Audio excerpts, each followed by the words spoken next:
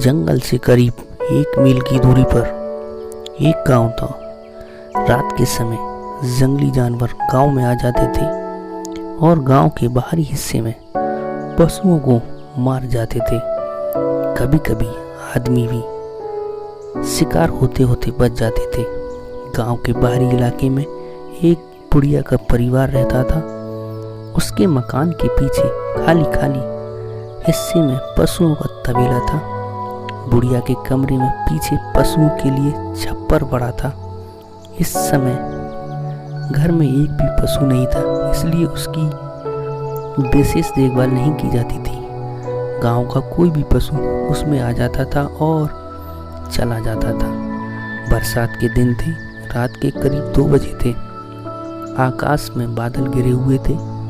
बरसात होने वाली थी। रह रहकर बिजली चमक रही थी। थोड़ी देर में बूंदाबांदी के बाद बरसात शुरू हो गई। जोर से बादल गरजा तो बुढ़िया की नींद टूट गई। बुढ़िया के साथ उसका पोता लेटा हुआ था। बुढ़िया उठी तो वह भी उठकर बैठ गया। बुढ़िया ने बाहर झांक कर देखा तो पानी बरस रहा था। पिछले वर्ष बुढ़िया की छत टपकी थी। इस वर्ष भी वह डर रही थी। अभी बहुत जोर से बारिश नहीं हुई थी। अपनी दादी को चिंतित देखकर उस लड़के ने कहा, दादी इतनी घबराई हुई क्यों हो? बुढ़िया ने कहा, बेटा 5 साल छत खूब टपकी थी। सोचा था बरसात के बाद छत पटवा लेंगे, नहीं पटवा पाई छत। वह बोला, दादी टपका से डरती हो? दादी बोली, अरे बेटा तुम क्या जानो, मुझे इतना शेर का डर नहीं जितना टपके का है। पीछे पशुओं के घेर में छप्पर के नीचे शेर बुढ़िया की बातें को सुन रहा था। शेर बुढ़िया के कमरे के ठीक पीछे खड़ा था। कमरे की पटान की कड़ियां दीवार के आर पार थी। उन्हीं खाली जगहों से शेर तक पहुंच रही थी। शेर बुढ़िया की बात सुनकर हैरान था कि टपका ऐसा क्या कोई जीव है जो मुझसे भी अधिक ताकतवर है? अब तक तो मैं अपने आप को सबसे शक्तिशाली जानवर मानता था। शेर शिकार के लिए इधर उधर आया था। बरसात शुरू होने पर उसे यहाँ शरण लेनी पड़ी थी। रिमझिम पानी बरस रहा था। शेर छप्पड़ में खड़ा खड़ा टपके के बारे में सोचता रहा। उसी गांव के एक धोबी का गधा खो गया था। सुबह 5 बजे उसे कपड़ों की लादी लेकर पाट पर जाना था, इसलिए धोबी सुबह 3 बजे जागकर गधे को खोजने के लिए निकल पड़ा। हालांकि काफी अंधेरा था, लेकिन जब जब बिजली चमकती थी रास्ता नजर आ जाता था। खोजते खोजते धोबी बुढ़िया के घर के सामने खड़ा होकर इधर उधर देखने लगा। उसने घेर की ओर नजर डाली। जैसे ही बिजली कड़क कर चमकी, उसे छप्पर के नीचे खड़ा गया नजर आया। शेर दीवार की तरफ मुंह करके खड़ा था।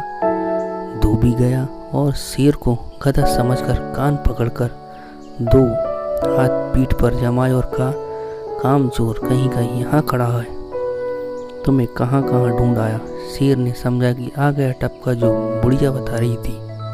वह यही टपका जान पड़ता है। शेर भीगी बिल्ली की तरह खड़ा रहा। धोबी उछलकर शेर की पीठ पर बैठ गया। आगे गर्दन के बाल पकड़े और 2 ऐंठ पैंट पर लगाई और कहा, चलो बेटा। शेर दौड़ने लगा। धोबी ने अपने पैरों के पंजे शेर के आगे वाली काख में फंसा लिए, जिससे वह गिरे ना। धोबी सावधानी से शेर की पीठ पर बैठा जा रहा था। इसी बीच जोर से बिजली कड़की। बिजली की चमक शेर पर पड़ी तो शेर के बाल और रंग देखकर धोबी हैरत में रह गया। उसने सोचा, ये तो गधा नहीं है, कुछ और ही है। अब कुछ कुछ दिखाई देने लगा था, फिर भी कोई चीज़ साफ नहीं नजर आ रही थी। उसने देखा कि सामने रास्ते में पेड़ की एक मोटी डाल नीचे है। उसे थोड़ा उचक कर पकड़ा जा सकता है। जैसे ही शेर पेड़ के नीचे से निकला, धोबी ने उचक कर डाल पकड़ी और लटक गया।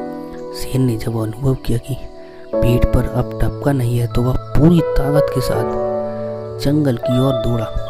शेर दौड़ते हुए सोचता जा रहा था कि बुढ़िया ठीक कह रही थी कि शेर का डर नहीं मुझे जितना टपके का है। तो दोस्तों हमें इस कहानी से ये सीख मिलती है कि प्रॉब्लम कैसी भी हो हमें डरना नहीं चाहिए। दोस्तों कैसी लगी हमारी ये वीडियो? ऐसी और वीडियो देखने के लिए आप हमारे मोटिवेशनल आसिफ को सब्सक्राइब ज़रूर करें दोस्तों, और लाइक शेयर ज़रूर करें इस वीडियो को। तो मिलते हैं अगली वीडियो में दोस्तों। गुड बाय दोस्तों।